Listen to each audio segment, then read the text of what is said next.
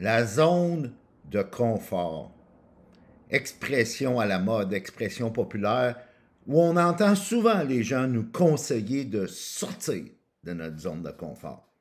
Et si je te disais que c'est beaucoup plus payant à long terme de vouloir l'agrandir à la place, ta zone de confort, plutôt que de tout le temps chercher à sortir. Parce que lorsque tu sors de ta zone de confort, c'est humain, c'est même physiologique, et on appelle ça l'homéostasie, de vouloir y retourner. On prend par exemple quelqu'un qui lave des vitres en hauteur, dans un centre-ville, sur des buildings en hauteur. Si je te demandais, toi, de le faire, si tu n'as jamais fait ça, probablement que ça te rendrait évidemment inconfortable.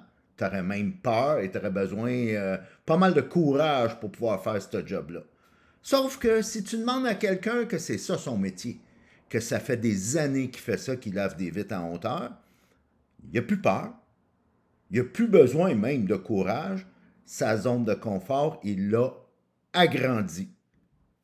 Même chose, si tu as peur de parler en public, la clé, c'est l'entraînement, c'est la pratique, c'est de multiplier les opportunités. Le courage, c'est pas nécessairement une switch que tu tournes et là c'est réglé, tu as du courage. Le courage ou la résilience, c'est un entraînement.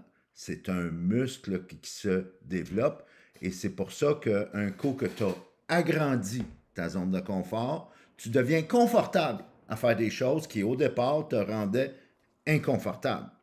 Alors, le courage, c'est un muscle, c'est un entraînement qui se développe et c'est la même chose avec ta zone de confort. Cherche, avant de chercher à en sortir, cherche plutôt des opportunités pour l'agrandir.